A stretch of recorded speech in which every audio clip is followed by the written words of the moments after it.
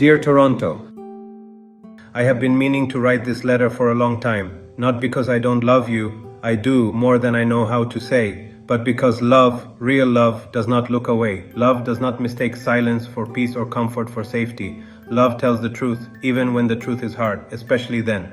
So here is the truth I want to tell you. We are at an inflection point, not the kind that shows up clearly on a graph, or gets declared in a headline, or arrives with a single event you can point to and say, that's when everything changed. This is the other kind, the kind that builds slowly underneath the surface, in the gap between what we say we believe and how we actually live. In the space between the city we could be and the city we are choosing, day by day, election by election, budget by budget, to remain. I have walked this city for a long time, and I love what I see. I love the way Kensington Market smells on a Saturday morning. I love the conversations that happen on the 504 streetcar, the accents and the arguments, and the occasional miraculous moment of strangers laughing together. I love the improbability of this place, this city where 200 languages are spoken, where the world arrives, and against all odds, something like community takes root. Toronto is extraordinary, and Toronto is in trouble.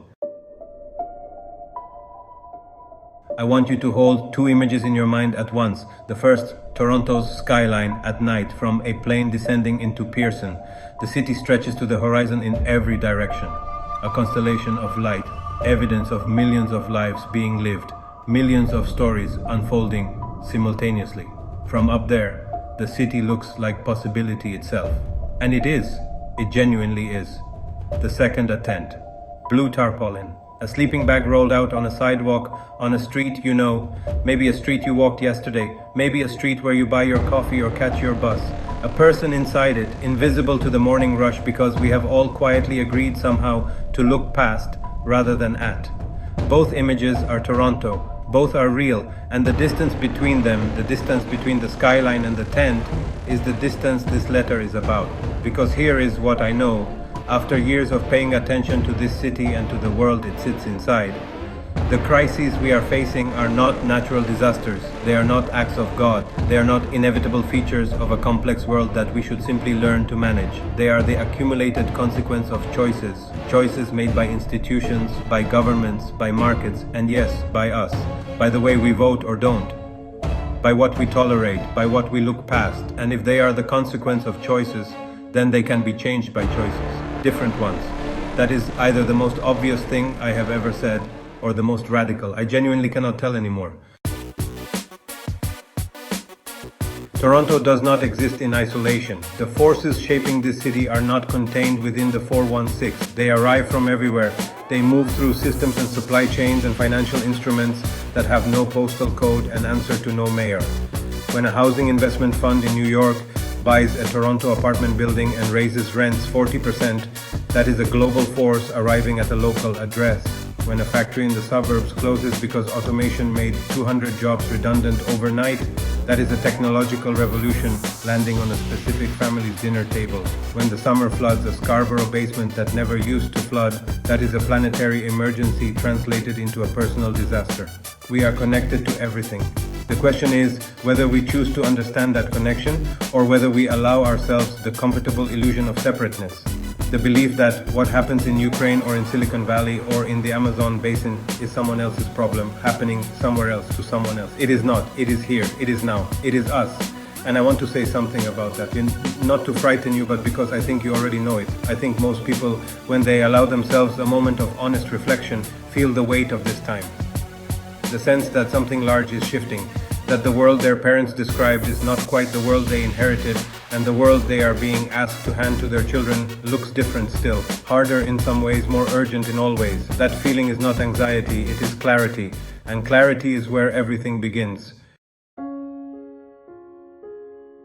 Let me tell you what I see when I look at Toronto honestly. I see a housing crisis that is not a shortage of buildings. It is a shortage of will to treat housing as a human need rather than a financial product. I see a mental health system that was never adequately funded even before a global pandemic doubled the demand on it. I see a generation of young people who have been asked to carry more economic precarity, more environmental uncertainty, and more social isolation than any generation since the Second World War.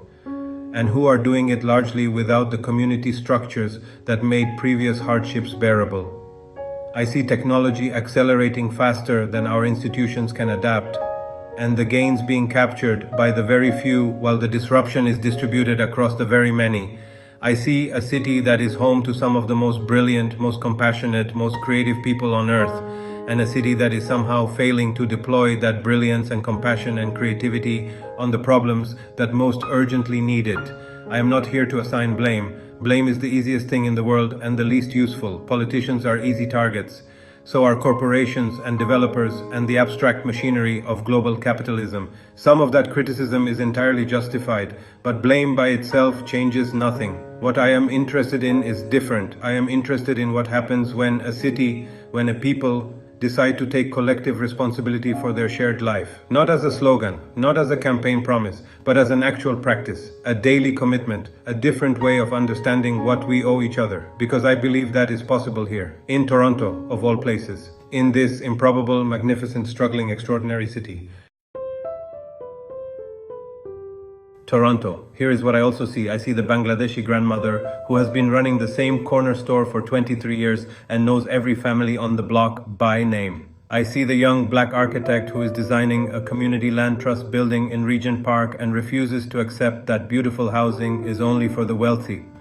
I see the Tamil doctor who came to this country as a refugee and now runs a community health clinic in Scarborough and has not taken a vacation in 4 years because there are too many people who need him. I see the indigenous artist who is painting the history of this land onto the walls of a building whose developer originally planned to demolish it and who won. I see 10,000 versions of that story playing out quietly every day in every neighborhood of this city. Toronto is not broken. Toronto is strained by forces larger than any individual, larger than any neighborhood, and by a collective failure to match the scale of our challenges with the scale of our imagination.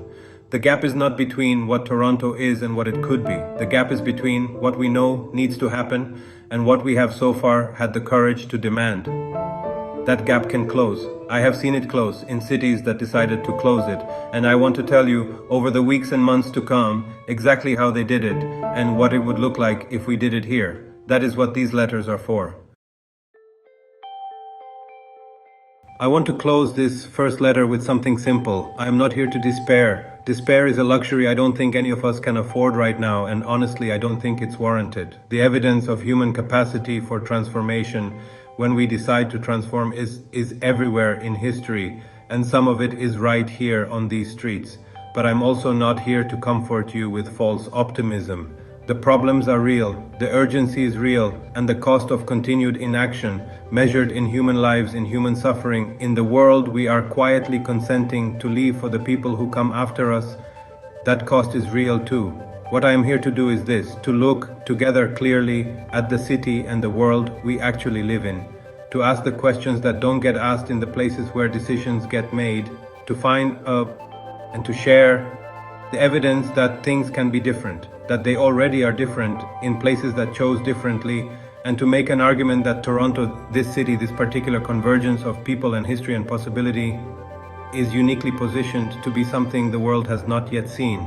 A city that figured it out, a city that chose each other. I believe that with everything I have. And I think if you're watching this, some part of you believes it too. So, dear Toronto, we need to talk. And we are just getting started.